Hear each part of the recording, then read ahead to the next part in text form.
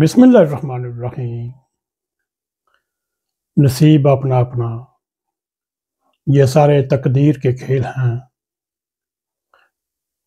اور اگر دیکھا جائے اس معاملے میں یونانی بہت اپنی باتوں کے دنی ہیں۔ یونانی تقدیر کے بہت بڑے دائی ہیں اور قائل ہیں، اور یونانی ہر چیز کو دیوتاؤں کا عمل سمجھتے ہوئے اس پر عمل کرنے کی کوشش کرتے ہیں، اور یوں وہ سمجھتے ہیں انسان قسمت اور تقدیر کے آگے بے بس ہے، اور جو کچھ ہوتا ہے دیوتا ہی کرتا ہے۔ میرے عزیز دوستو، اگر آج کے دور میں دیکھا جائے لوگ قسمت یا تقدیر جیسی چیزوں پر اس طرح یقین نہیں رکھتے۔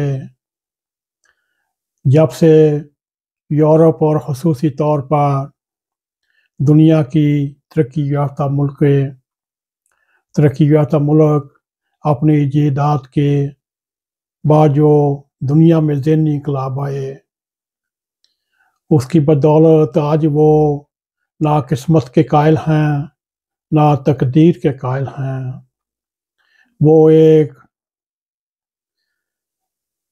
محنت کے قائل ہیں۔ میرے عزیز دوستو، اگر دیکھا جائے پاکستان میں یہ بار بار سوال اٹھایا جاتا ہے، اگر سب کچھ قسمت جو آپ کی میں ہے وہ لکھا ہوا ہے، وہ آپ کو ملنا ہے، چاہے آپ محنت کریں یا نہ کریں، چاہے آپ کوشش کریں یا نہ کریں، اور تو اور کوشش کرنے کی کیا ضرورت ہے؟ جو بھی ملنا ہے وہ آپ کو گھر بیٹھے مل سکتا ہے۔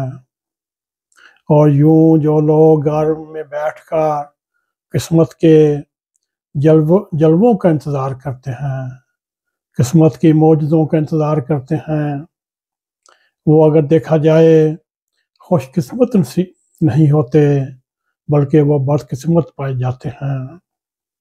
میرے عزیز دوستو، خوش قسمت وہ ہیں جو سڑکوں پر نکلتے ہیں۔ میرے عزیز دوستو، اور پھر ایک دن ہم یوں بھی دیکھتے ہیں جو خوش قسمت ہوتے ہیں، جن کے سامنے یہ ہوتا ہے یہ چیز مجھے مل سکتی ہے، اور وہ یوں 6 ماہ اس کی تیاری میں لگے رہتے ہیں، 3 پیس سوٹس لاتے ہیں، تقریریں یاد کرتے ہیں، اور جانے والے چیف جسٹس کے اعزاز میں آنر میں الوداعی خطاب کی تیاری کرتے ہیں۔ میرے عزیز دوستو، خوش نصیبی ان کو ملتی ہے جن کے خواب و خیال میں بھی نہیں کہ ان کو یہ خوش نصیبی مل سکتی ہے۔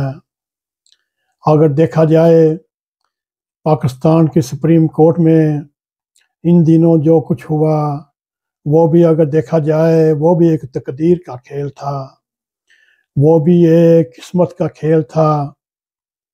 کیا آدمی آج سے 2 ماہ 3 ماہ پہلے سوچ سکتا ہے کہ جناب آنریبل چیف جسٹس یحییٰ آفریدی صاحب نئے چیف جسٹس ہوں گے؟ مگر یہ دیکھیں، تقدیر کے کھیل، قسمت کے کھیل انہیں کہاں سے کہاں لے کر آج روم نمبر 1 میں بٹھا دیا، اور صبح انہوں نے چیف جسٹس آف پاکستان کا حلف اٹھا لینا ہے۔ میرے عزیز دوستو، لیکن اس کے برعکس بات وہی ہے، انہوں نے اتنے برسوں میں اس عہدے کے لیے کیا اپنے آپ کو تیار کیا تھا، وہ پورے عمل سے گزر کر اس مقام تک پہنچے۔ میرے عزیز دوستو، انہوں نے پہلے ابتدائی تعلیم حاصل کی، پھر کالج میں گیا، اور کالج سے ایچیسن کالج گیا، وہاں سے تعلیم حاصل کرتے کرتے कैम्ब्रिज यूनिवर्सिटी तक पहुँचे। वहाँ से फिर वापस आए, वकालत शुरू की, फिर इडहाक जज मुकर्रर हुए, फिर मुस्तकिल जज पेशावर हाई कोर्ट के मुकर्रर हुए और ऐसे मनाजिल तय करते करते सुप्रीम कोर्ट के जस्टिस के रुतबे तक पहुँचे। मेरे अज़ीज़ दोस्तों, जैसे ही किस्मत को मौका मिला, जैसे ही तकदीर उनके हक में हुई, और जैसा कि मिसाल मशहूर है, नसीब अपना अपना, और जो उनके नसीब में था वो उसको नसीब मिलकर उसकी खुशकिस्मती बना और उसको चीफ जस्टिस बना दिया। मेरे अज़ीज़ दोस्तों, अगर वो स्कूल में न जाते, यूनिवर्सिटियों में न जाते, अगर वो हाई कोर्ट या सुप्रीम कोर्ट में ना होते, क्या उनको ये मौका मिल सकता था? फिर मेरे अज़ीज़ दोस्तों, फिर चाहे तकदीर हो, चाहे किस्मत हो, और खुशनसीबी भी कुछ नहीं कर सकती।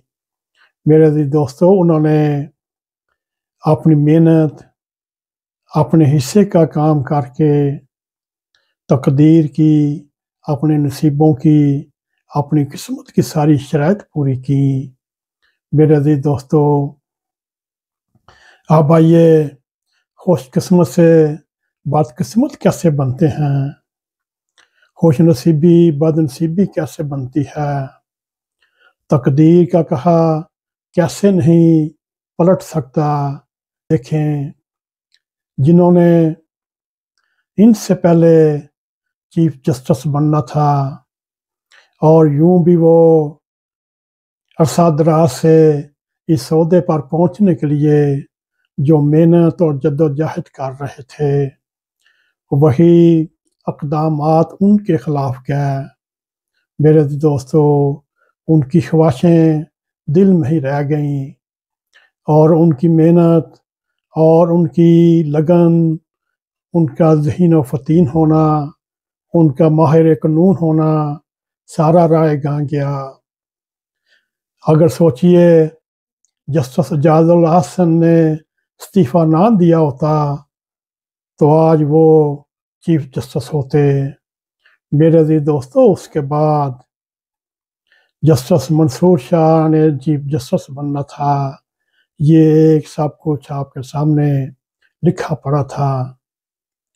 मेरे अज़ीज़ दोस्तों, चीफ जस्टिस मंसूर अली शाह के बाद जस्टिस मुनीब अख्तर की बारी थी और चीफ जस्टिस के ओहदे तक पहुँचते पहुँचते जस्टिस याह्या अफरीदी रिटायरमेंट तक पहुँच जाते और उनका चीफ जस्टिस के ओहदे तक कोई नामो निशान, कोई निशान नहीं मिलता। मगर किस्मत का क्या करें, तकदीर का क्या करें। शायद जस्टिस मंसूर अली शाह को भी बहुत जल्दी थी ताकि वो जल्द से जल्द चीफ जस्टिस ऑफ पाकिस्तान बन सके, मगर तकदीर ने उनसे एक ऐसा फैसला कराया जो 12 जुलाई के नाम से मशहूर है और वो अनजाने या जाने में ऐसा फैसला कर चुके जिस फैसले ने सबको चौंका दिया। मेरे अजीज दोस्तों, अगर ये फैसला ना आता, आज चीफ जस्टिस शाह साहब होते और सुकून की बैंसरी बजाते।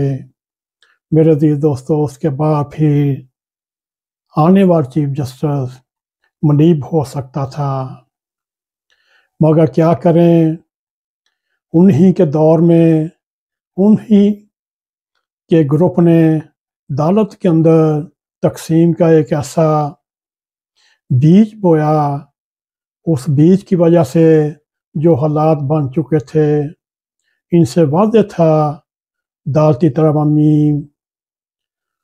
अदालती आईनी तरमीम आने का मकसद उसके बाद ना जस्टिस शाह बन सकता था, ना जस्टिस मुनीब चीफ जस्टिस बन सकता था।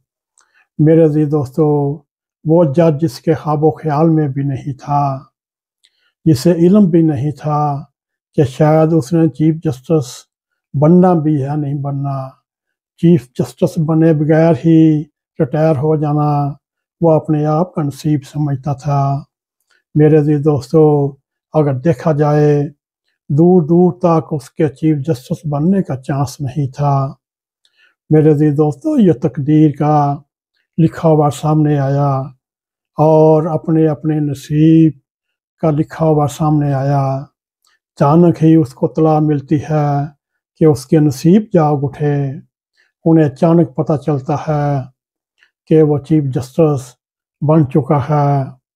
میرے عزیز دوستو، یعنی وہ جسٹس جو اس دور میں شامل ہی نہیں تھا اور وہ پہلے نمبر آ چکا، وہ جسٹس یحییٰ آفریدی جو اس وقت پاکستان کا چیف جسٹس آف پاکستان ہے۔